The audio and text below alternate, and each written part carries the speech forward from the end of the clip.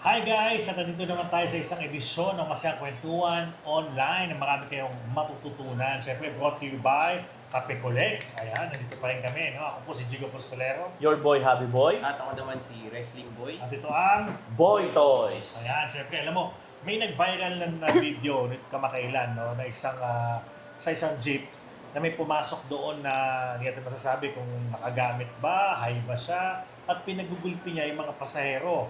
Ang malungkot doon, may mga pasahero na puruan kagaya ng isang matanda na siya'y nakipagbuno, tapos dumating sa punto na halos matutulak niya na yung nanggugulo na yon, pero binalikan siya, nagmakaawa siya na hindi na daw niya kaya. Which is sobrang maraming mga netizens natin na naantig sa tagpong yon. Makakagigil, Oo, no? di ba? Tsaka Makakagigil. naawa sila dun sa kinuyog dun sa baba, yung nakababa, yung sa ilalim, yun talagang pinuruan din nung gugulo na yun. Tapos kung makikita ninyo, yung mga babaeng pasahero, nanginginig yung tuhod, di ba? Parang ang sarap mag-time warp, tapos pumunta ka doon, tulungan mo sila, di ba? Oo. Ano masabi nyo doon? Siyempre, mga ganun, ano yan eh, dapat yan na nare-regulate sana ng government natin para naiiwasan din yung mga, kasi alam naman nilang may mga tambay doon eh. And parang ang pagkakaalam ko, main road yun. Di ba? Main road yun. Ang di ko lang syempre, may nakalimutan ko yung tawag sa ganung sa ganung sistema na hangga't walang tumutulong yung the environment or yung nakapaligid doon, walang gagalaw. Parang kailangan may isang tao mag-initiate na tumulong bago magtumulong yung iba. Nakalimutan ko yung ganung thinking eh. May nabasa akong ganun eh. Pero comment nyo nga dyan kung ano ibig sabihin nun.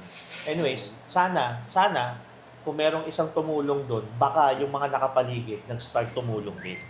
Tingin ko yun yung yun yung pwedeng mangyari. Pero naiintindihan mo naman din bakit eh. Siyempre, may mga, lalo na tayo, may pamilya tayo, may mga anak tayo. So, hindi natin, But may risk. Yes. So, understandable naman yun. Pero, but in numbers, syempre, mas safe kayo kung mas pagtutulungan nyo sana. Oo. Yun. Pero ako gusto kong mangyari dyan sa mga ganyan, for example, wala naman problema, hindi naman tayo anti-poor. Kung talaga, halimbawa, ikaw ay palaboy dyan, kung ano man. Pero kung nagiging perwisyo ka na lang, o Yes.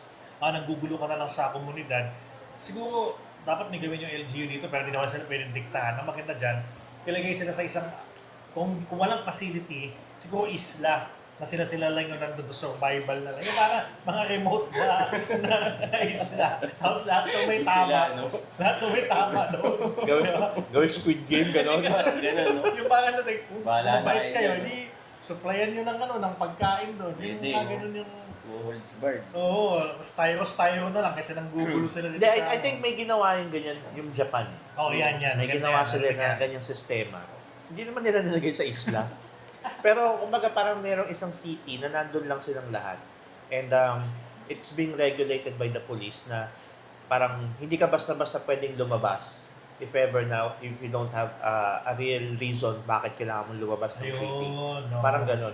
Hindi naman nila kinukulong, hindi naman nila sinosuppress, but hindi ka pwedeng magpalakad-lakad sa parang central area nila, yung mga ganun. Siyempre marami silang turista, di ba? Tama. So parang ganun. I think yun yung ginagawa ng Japan. Okay din yun eh, kasi kung titignan mo, kung isolated o ganyan, magiging safe yung mga tao, tsaka yung mga tipong, meron talagang pupuntahan kasi ganyan, mga nanggulo o nahuli. Anong gagawin pagkatapos nun? Kasi pag walang kaso, pakakawalan din eh. Oo. Pag walang ng kaso, pakakawalan din. Ganun ang mangyayari doon eh. Mahirap dyan. Buti nga nagbayad ka, di ba man kung di na-videoan nyo. Ayun na nga, wala lang. Actually, nahuli siya, no? Nahuli na siya. Nahuli, pero hindi. Ang sinabi rin ng pulis eh, pinakawalan din because wala nagsampa ng kaso. Pag wala nagsampa ng kaso kasi, hindi nila pwedeng ikukulong nila yun 24 hours lang. Matagal na yung 48. Pero hanggat wala nagsasampa ng kaso, hindi nila pwedeng i-hold yun. Oo, Ganun tsaka ang batas eh. mahirap kasi, lalo pag ganyan na, may isang mall dito, di ko na babanggitin, pero malapit, na bawa kumakain yung mga pasahero, yung mga tao, bigla may mga lalapit na mga manlilimos, pag hindi mo sila binigyan, aawayin ka. Yung parang dating, na ka-encounter ako ng ganyan eh. Yung tipong pinoprovoke ka niya mapikon. Tapos ikaw hindi ka pwedeng lumaban kasi katawa-tawa nga naman kapag ka, di ba, ikaw na headlines ka na Jico Boy, pumato Oo. sa baliw. Walang ganun. Oo, pwede. No? Oo, so ikaw Kilala ka, parang ganun. Magkano ka, titimpi ka. Pero unfair yun kasi nga hindi naman dapat tayo na-penetrate ng mga ganyan. Tama, Lalo na sa tama. mga establishments, most Wala, especially. grabe yun, no? Nakakalusot. Oo. Ikaw ba, may mga na-experience ka bang ganyan, mga where you're na-corner ka ng isang gano'n, violenting tao? Actually, Sayang, ganyan. siguro ngayon na as an adult, wala eh. Pero dati siguro, high school, mga ganun. Yung kailangan kasi talaga sa panahon ngayon, kailangan as a man or as a lalaki, kailangan capable ka talaga sa violence. Meron kang alam na Totoo. how to defend yourself. And defend your loved ones. Hindi naman sa gusto mo maganap ng away, pero at least may alam ka na kung paano poprotektahan yung sarili mo tsaka yung kasama mo. Pamilya mo, yes. Oo. Yes, totoo yun. Kasi hindi natin pwedeng iasa lahat sa sa gobyerno na Yan, ganito may yan, rules, oo. may ganyan. Alam naman natin yung gobyerno natin na meron din talagang room for improvement. Pero as an individual, kailangan meron din tayong gawin para sa sarili natin. So, syempre, ako, kung alam ko na gano'n na yung nangyayari sa mga pampublikong sasakyan, transport, hindi ko nadadalhin dyan yung pamilya ko. Hindi na ako sasakay dyan. Oo. Maghanap na ako ng mas komportabling way para hindi ko ma-experience or hindi namin ma-experience yung mga ganyan. Pero as for kung ikaw naman is nandun ka pa sa kumbaga, nandun ka pa sa as working pa na na normal na mamamayan, di ba? Kailangan talaga capable ka. Or Kailangan self-defense. Self-defense man lang, yes. Maliban dun sa physical na marunong ka talaga sa martial arts, may mga gamit naman Like for Yeah. example, we have the pepper spray, electric teaser, Totoo. yung mga baston na maliliit, yung mga humahaba pagka laban na. Actually, sa mga yung mga nag-aaral ng self-defense, alam niyo ito, siguro maintindihan niyo ibig ko sabihin dito. Ang unang rules talaga for sa self-defense is for you to run away. That's the very first step. Kung kaya mong umalis, kung kaya mong umiwas ka, tumakbo ka. Pero in that case kasi, corner ka eh. Nakita mo yung daanan, so wala kang tatakbuhan eh. So in that particular scenario, all you have to do is fight. And in that case, yun nga, nakakaawa lang kasi siyempre maintindihan mo mga senior. Senior eh. Doon na papasok yung fight or flight eh. Pero if you don't have the option of flight, you have to fight. Oo. Yun na yun. Siguro yun lang din, no? Alam niya siguro na talaga na Corner on the upper hand siya, kaya pumatol siya dun Kaya lumakas loob, sa no? jeep, Pwede. Kasi kung siguro may nakita siya ng mga mamang malalaki, baka yan, dalawang yan, isip yan. yun. Hindi siya, walang threat, walang Oo, kita niya mga bata, babae, tsaka senior. Matanda, no? Nakakawin matanda kasi baka may nalta-presyon yun, no? Kaya, di ba? Oo. Siyempre, high blood yun kahit papaano, di ba? Yun. So yun, protektahan niyo yung mga mahal niyo sa buhay. Yun. Correct. Yun lang. So, So, kung may option kayo, kung may means kayo na wag na sumakay sa mga ganun. Kasi kung nakita nyo naman, di ba, hindi na siya safe. Di ba? Hanap na lang ng alternative. Kung Correct, meron naman kayong choice. Tama. Di ba? Or laging magpasama sa isang malaking kasama katawan. ka. oo. Kasi wrestling mo, lagi nakasado, Di ba, message yung mga senior, di ba, wag na kayo mag-jeep. Di ba? Yan, yan, Ano na kayo, oo. mag-tricycle na lang kayo. Oo, correct. Kasama kayo sa, Kung sa kung meron Kung meron. lang, yes. Ah, Naintindihan naman natin. Mm. Siguro wala akong experience ng ganyan na naging violent. Pero meron ako na encounter one Ayan. time. Ako noon college pa ako, nag-OJT ako sa Makati. So, nasa bus kami, siyempre, alam niyo naman, sa Makati, pagka, sa medyo siksikan, masikip. So, may nakaupong batang lalaki, saka matandang, hindi naman, mga middle-aged na babae. Makikita mo talaga yung itsura nila, they're not well-dressed. Alam mo yun, alam niyo, ibig ko sabihin. Tapos yung batang lalaki, parang nakaganon lang. So there's something, alam mo, hindi siya normal. Nakaganon lang siya, nakayuko. Una ko napansin, yung lalaki, nakaputi siya, nakaputing polo, malinis siya, tapos ang bango niya, bango. Tapos nakaganon siya. Una ko napansin yung relo niya. Ang ganda ng relo niya, Tag Heuer. Ganun na. Tapos mamaya, doon siya ng ganon. Doon siya, parang, may irita to. Parehas kami naka-long sleeve, OJT rin ako nun. Doon siya ng ganon. So maya, nagagalit na siya, tapos sabi niya, ganun, baho-baho, baho naman, gumagano siya. Mm. Sabi niya, basta hindi ko na maalala yung paano nag-start. Naalala ko na lang, inaano niya yung babae yan, ikaw, dami yan. Dapat ikaw hindi ka sumasakay dito eh. Hindi mo dapat sinasakayan dito. Yan, ano yung hawak mo? Basura yan eh, basura yan. Ginagano niya. Tapos yung babae, hindi ho, pagkain ho namin to. Tinatago niya, binabalot niya ng ganun. Kasi di siya ako, sumasakit na yung dibdib ko. Una, hindi ko pinapansin. Ano kaya yun? Parang gano'n. Hindi, parang, ano mo yung hiyang-hiya yung babae. Tapos yung batang lalaki, parang mga ganun lang. Dapat hindi nyo hinahaya na hinahalo yan dito eh. Tapos, pumitik na rin ako. Parang sabi ko, pare, bumaba ka na. Sabi ko, nakaputi ka pa naman. Sabi ko sa kanya, nakaputi ka pa naman. Sabi ko, babayaran ko na, pamasahe mo, bumaba ka na. Sabi ko, kung nababahuan ka, mag-taxi ka. Sabi ko, mukha ka namang mayaman eh. Sabi ko, ginagawa mo rito. Hindi, kasi public transportation to, dapat maayos to. Sa ibang bansa ka, ganyan. Sabi ko, wala ka sa ibang bansa, sa Pilipinas ka, bumaba ka na. Sabi ko, pare, bumaba ka na, isa ka na lang sa akin. Ginanong ko na, isa ka na lang sa akin, isa ka na lang. Sabi ko, wag ka nang sumagot, sabi ko. Isa ka na lang, sabi ko. Tapos bumaba. Pagbaba, yung lalaki sa likod ko, ginanon ako. Sir, pag pumalag, tutulungan kita eh. Ano kumbaga, napipiko na rin pala yung mga ibang tao sa kanya. Ako lang yung unang nagsalita. Kasi kaharap ko siya eh. Sabi ko sa kanya, bumaba ka na. Sabi ko, magnasalta ka pang isa. Sabi ko, isa ka na lang. Sabi ko, buti naman bumaba. Di naman kami umabot sa, alam mo yung konfrontasyon. Pero yung mga lalaki pala sa likod ko, naiinis na rin sa kanya. Kasi nga, ganun siya ng ganun eh. Medyo mapresko eh.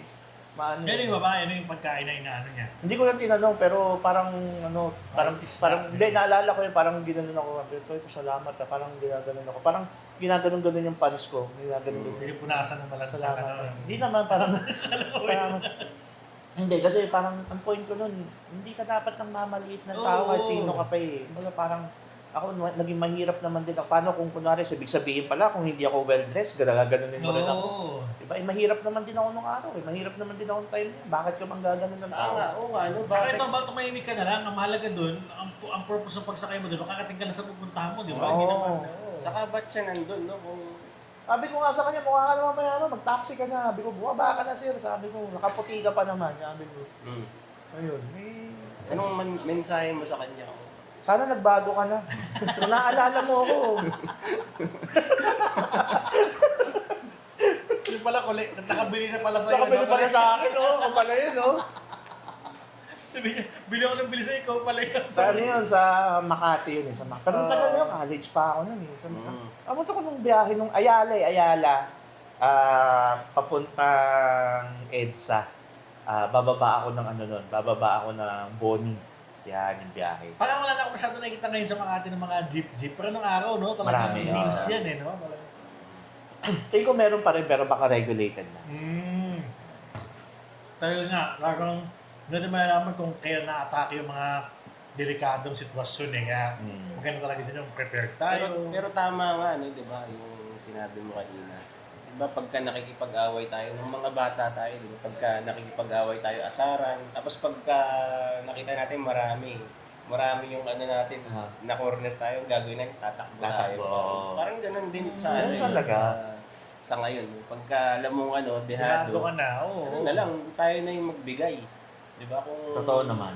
okay lang naman yung yung tayo iiwas sa gulo, hindi naman ibig sabihin duwag tayo or what eh. Hindi, tsaka hindi. Dapat lang naman doon is, pag alam mong nasa tama ka at pinagtatanggol mo yung tama, hindi naman masamang lumaban. Tulad ng sitwasyon ko, although he's not being violent, but he's being abusive.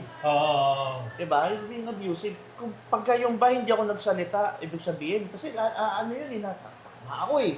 So gagawin pa niya yun, uulitin pa niya yun, gagawin pa niya sa iba na kawawa naman yung mga mabibiktima niya. Although yes, hindi siya nananakit. Para sa akin kasi, parang ano yun eh, parang hindi na lumabas dun yung nagpapakahiro. Parang lumabas sa akin awa eh. Awa na lang dun sa tao na, kasi kung naging mahirap ka rin kasi, parang alam mo yun, paano kung nanay ko yung ginaganito eh, mahirap naman din yung magulang ko eh, paano kung nanay ko yun, di ba?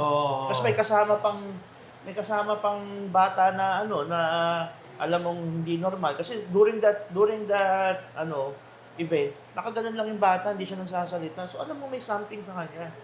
'Di ba? Tapos parang siguro if if the issue arise, dapat may mga tao that may gagawin din if they know how to fight. Ayun. Diba? If they know how to handle those kind of situation, maybe you're there for the reason. Correct. Diba? Mga ganun eh. Tsaka syempre, kailangan din na yun nga, yung one step forward din tayo sa mga ganyan na Yes. step up. Kung Kung kaya kinakailangan, natin, yes. kung kinakailangan, malaking bagay din yun para to make a difference sa madaling sabi. Tama naman. Kadalasan nangyayari din yan sa mga sa mga yun nga, yung mga sa daan, di ba? Yung mga road rage, di ba? May bila na lang lalabas sa'yo, bilang... Hindi, tsaka hindi masama yung yung kukwestiyonin mo lang kunwari, example, may batang umiiyak na hinihilan ng isang tao. Pwede mo naman tanungin na, pasensya na, or sir, pasensya na, ba't umiiyak yung bata? Pwede mo naman tanungin hindi naman masama yun eh. Lalo na ngayon, hindi mo masasabi. Pag tinanong, kilala mo siya, pag okay, sige, di alis ka na. Kasi you never know. Oo, tama Diba? yun Oo. Hindi naman sa osisero Hindi ka, mo di ba? sosisero ka. Pero yung mga ganung bagay, dapat we are also aware of our surroundings. Hindi porket na wala kang pakialam. O, di mo kilala yan. Hindi mo kilala. Dapat ka pa rin, dapat na meron ka pa rin doon yung parang tulong mo sa society, parang ganun. Correct. Diba? Marami nga ganun yung mga nag-viral ngayon na, kumbaga yung sa mga sa social media, for example, nakatalikod yung lalaki.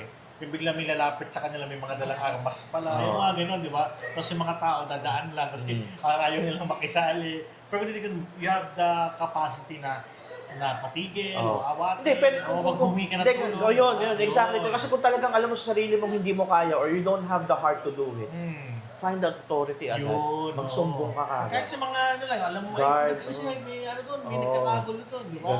Ganun na lang. Parang yung nangyari nung sa school, ang kaya nahuli yung bata, kasi tumakbo yung isang babae, ang ginawa pala kasi ng bata, humalibilo na siya sa mga estudyante, tapos may inakbayan siyang isang estudyante rin para makatakas.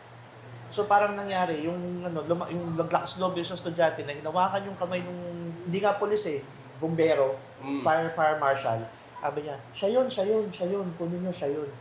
Kasi paano kung walang nag-step up, paano kung walang tumulong? Tumakas na yun. Nakatakas siya. Takas Diba? siya.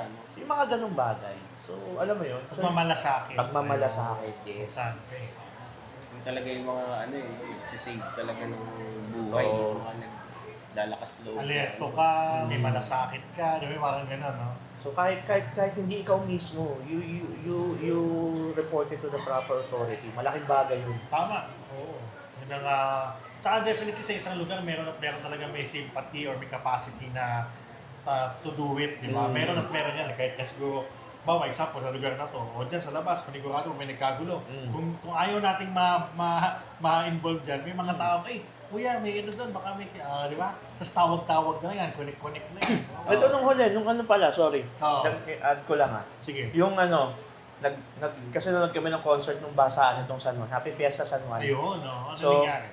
may isang bata ron, hindi man bata, medyo, na siya, teenager na siya, magkaroon mga 18, 17 years old. Nambato siya ng yelo. So, sinita ko kagad. Sabi ko, ikaw, huwag ka mambabato Tinanong ko. Basaan lang. Basaan niya. So, basa kayo nun, no? Oo, basang-basa lahat kami nun. Pero, nambato siya ng yelo. So, isipin mo na ako, yelo yun masakit yun. Nasa ulo pa. Sinita ko siya. Ngayon, nung sinita ko siya, parang, alam mo yun, yung, because nung ginawa ko, parang yung sa paligid ko, nakita nilang sumisigaw ako, na inaano ko yung sinisita ko yung bata, parang nag-behave yung Paligid. na wala na nang babato, walang Walang makuleto, kasi parang akala nila, baka ano yun, parang naging ganun alam mo yun, ganun simple lang, diba? Kasi yun ang naman tradisyon Gagaya nung isang nag-viral, hindi ko nababanggit I don't like the attitude Yung lalaki yun ng basa, yung... Labas dila? Oo, basta yun. Oo. Medyo irita kasi ako dun Yung parang alam mo yun, yung time na ginawa niya yun, di ba parang lumampas doon sa expectation Boundary. na may trabaho yung tao, binasak. Oo, and yun nga, talagang... Kaya pumangit yung yung imahe nung Yes. fiesta na na yun. parang ano lang naman yun festival Tradition lang naman yun. Nakita mo pa ba yun? Okay naman ba siya ngayon? Nakakulong daw Gano'n? Sabi, Hindi yung na siguro nagbago kasi... Hindi, pero iba yung kaso niya, ba't siya nakulong? Iba yun. Alam ko, nabalitaan ko nga yan. Iba yung kaso niya. Not because of that, parang after na may kaso pa siyang ginawa, bakit siya nakulong? Ayun. Correct. So dapat pag gano'n, huwag na sumali, di ba? Pagka gano'n yung Yung mga Buti senaryo. sinita mo, no? Kasi kung hindi walang sumita sa kanya, baka tuloy-tuloy lang siya. Tuloy-tuloy. O kaya, gagayahin siya ng iba. Oo, Kasi yan. parang ang nangyari, napansin ko, parang tinuturo ako ng iba na, uy, huwag ka makulit. Parang Oo, yun naririnig ko eh. Parang parang tinuturo ko may yun. authority Oo, figure. parang ganun eh. Oo. Hindi naman sa inaano ko yung sarili ko, pero syempre. Tama lang yun, tama lang Oo. yun. Kasi mali nga yung mga ganun eh, manantitrip lang eh, mga di ba? Eh, tsaka laking San Juan ako eh. So, syempre may malasakit ako sa syudad ko. Oo, tama. Munti ko na banggitin yung pangalan ni Mayor, baka sabihin kasi political tayo. Kaya, Basta yun, at least merong balance. Tinatawag na check and balance. Yes. Kung tawagin. Na Totoo. kumbaga, maaaring yun ang gustong gawin ng marami, pero hindi ibig sabihin na yun, ang nakasanayan, patuloy na yun kasi pwedeng maabuso. So maganda na may nag-check, may sumisita, hindi masama yun. Tama. Correct. At kung meron kayong mga topics dyan na gusto pong iba topic sa amin, mag-comment na sa aming comment section. Ako po si Gino Posteler. Your boy, Happy Boy. At ako naman si Wrestling Boy. At ito ang Boy Toys.